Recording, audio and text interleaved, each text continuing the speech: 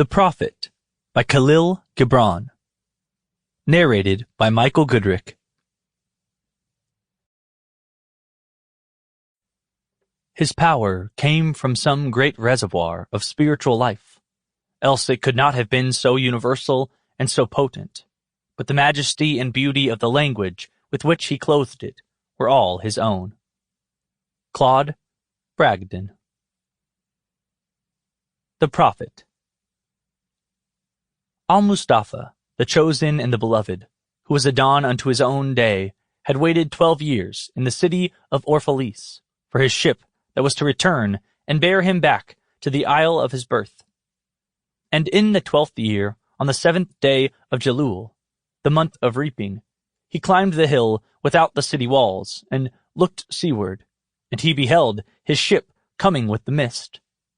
Then the gates of his heart were flung open, and his joy flew far over the sea, and he closed his eyes and prayed in the silences of his soul.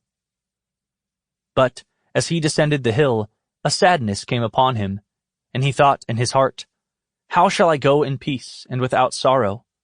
Nay, not without a wound in the spirit shall I leave this city. Long were the days of pain I have spent within its walls, and long were the nights of aloneness.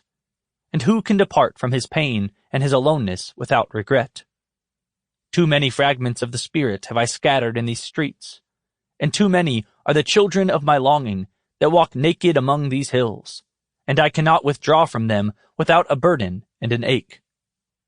It is not a garment I cast off this day, but a skin that I tear with my own hands. Nor is it a thought I leave behind me, but a heart made sweet with hunger and with thirst. Yet I cannot tarry longer. The sea that calls all things unto her calls me, and I must embark.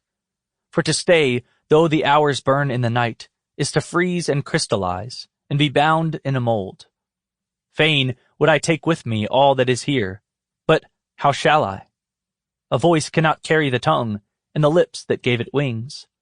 Alone must it seek the ether, and alone and without his nest shall the eagle fly across the sun.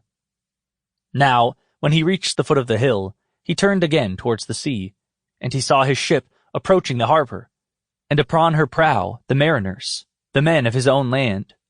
And his soul cried out to them, and he said, "Sons of my ancient mother, you riders of the tides, how often have you sailed in my dreams, and now you come in my awakening, which is my deeper dream. Ready am I to go, and my eagerness with sails full set." Sample complete. Ready to continue?